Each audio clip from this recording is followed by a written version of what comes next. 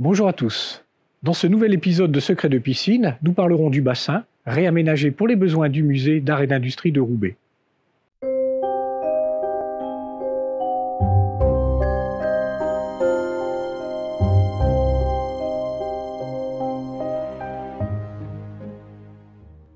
L'architecte Jean-Paul Philippon, déjà associé à l'aménagement du musée d'Orsay, inauguré en 1986, et auteur de la rénovation du musée des Beaux-Arts de Quimper en 1993, relève un vrai défi. Préserver l'esprit piscine du bâtiment tout en respectant les normes de conservation des œuvres d'art et les règles de sécurité régissant les établissements recevant du public. Construire un musée neuf aurait été bien plus simple que transformer cette piscine en musée. La phase la plus complexe de ce long chantier concerne la couverture. La double voûte du bassin reste intacte jusqu'au début des années 1970.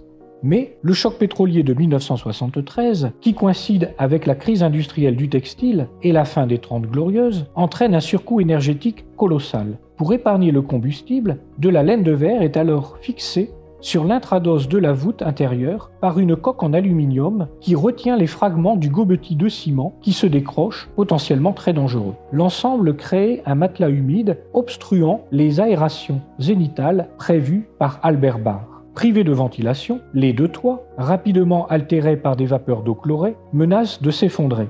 Face à ce dommage irréversible, diagnostiqué par la commission de sécurité, la municipalité décide la fermeture en 1985 et lance la construction d'une nouvelle piscine, Thalassa. L'équipe de Philippon démonte donc ce toit avant d'en monter un nouveau, aussi haut mais plus léger, qui reprend le principe de double couverture. Une charpente métallique porte la voûte interne en plâtre et externe en inox. Comme dans beaucoup de piscines, l'ancien toit en béton provoque des réverbérations sonores. Grâce aux innovations en acoustique, la nouvelle voûte interne, percée d'ouverture, absorbe le bruit, mais surtout elle capte beaucoup de l'humidité ambiante. La conservation des œuvres d'art exige une hygrométrie comprise entre 45 et 55% et une température variant entre 19 et 21 degrés. Malgré ces contraintes drastiques, Philippon ose une lame d'eau de 30 mètres cubes au centre du bassin réaménagé en jardin de sculpture. Des trappes de ventilation sont réparties régulièrement au sol des premiers et deuxièmes niveaux.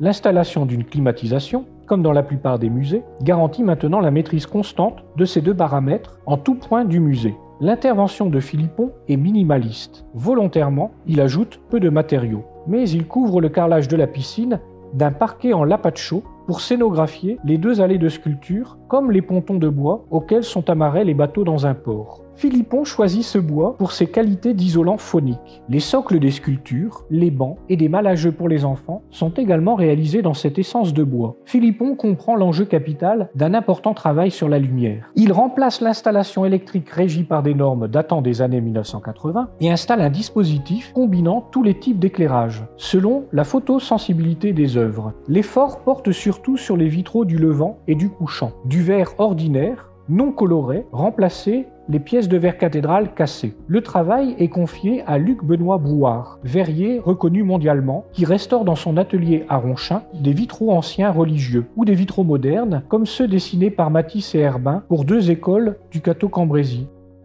Pour retrouver ce verre, dans les teintes souhaitées, de grands formats beaucoup plus rares, Brouard parcourt le monde entier pendant plusieurs mois. En 1998, il achève son travail, mais son atelier brûle, et il faut tout recommencer. Aujourd'hui, les deux verrières ont retrouvé toute leur splendeur. La réhabilitation de Philippon est encadrée par des normes de sécurité plus contraignantes qu'en 1932 et très différentes de celles relatives aux équipements sportifs. La balustrade du deuxième niveau est surhaussée par l'ajout d'une rambarde métallique.